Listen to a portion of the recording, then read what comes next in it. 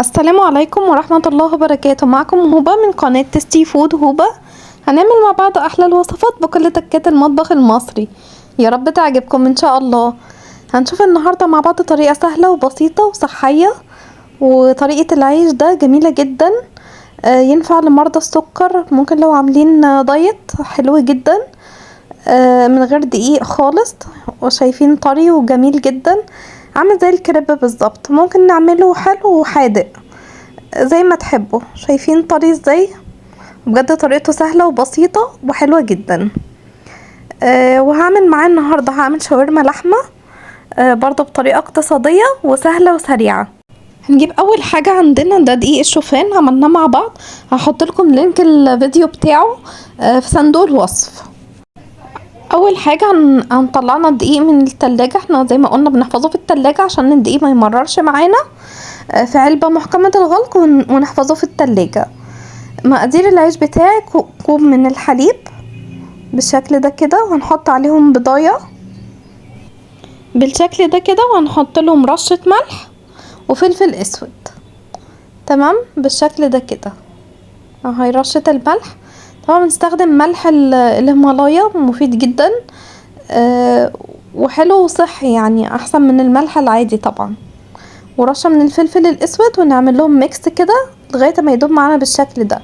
هحط له كوب الحليب هياخد كوبايه وربع من الدقيق بالشكل ده كده. لو لقيناه تقل معانا، لان هو طبعا يعني بيعمل زي ماده جيلاتينيه كده، لو لقيناه تقل معانا ممكن نزوده شوية من الحليب تاني بالشكل ده كده. نعمله ميكس كده لغاية ما يختلط كله مع بعضه. انا الدقيق بتاعي سايباه بالنخالة بتاعته، ما نخلتهوش، يعني هو عبارة عن دقيق ونخالة الشوفان الاتنين مع بعض. شايفين القوام بتاعه كده حلو جدا، واحنا بنشتغل بيه لو لقيناه تقل نزوده حبة من الحليب.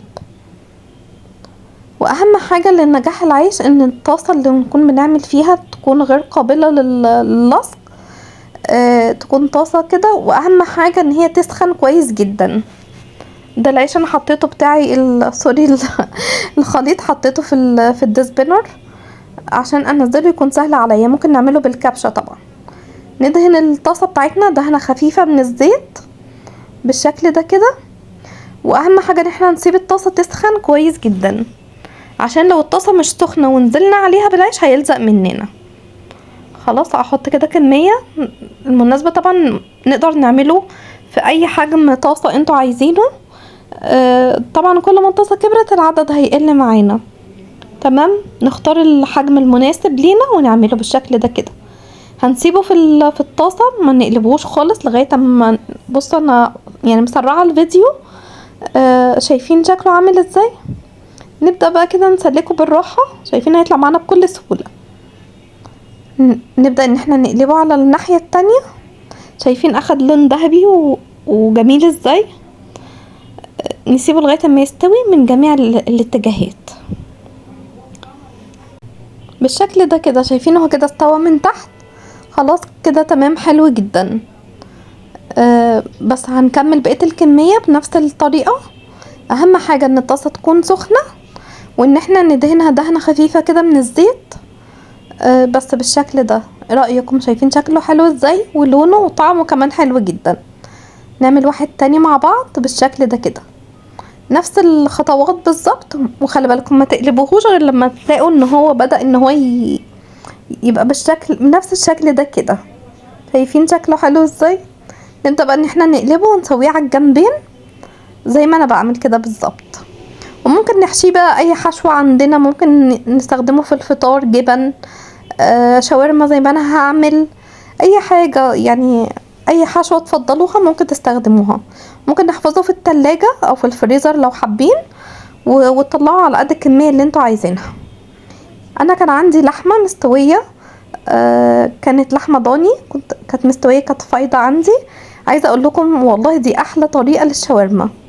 وهنجهز معاه شوية من الخضروات. عندي بصل وطماطم وفلفل رومي وفلفل الوان، والبقدونس طبعا اساسي، والبصل كتر البصل لان بيديلها طعم حلو جدا.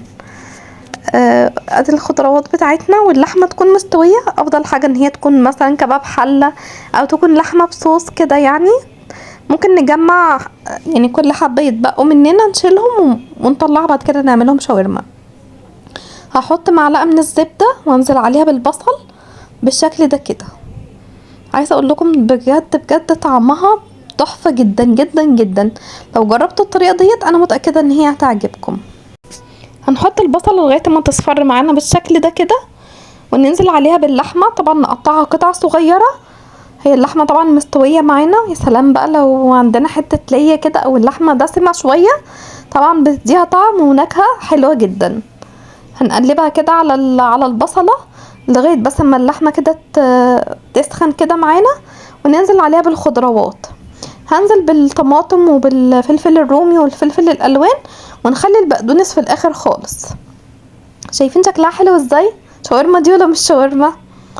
احط لها رشه من الملح والفلفل الاسود ورشه بهارات شاورما.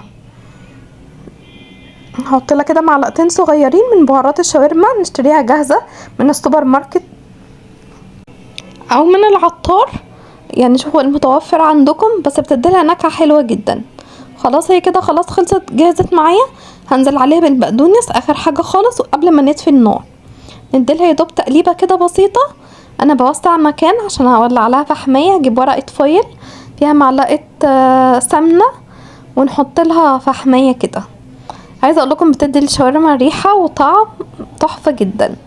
هنغطيها لغايه اما تتشبع كده بريحه الفحم بالشكل ده كده. وخلاص كده الشاورما بقت جاهزه معايا.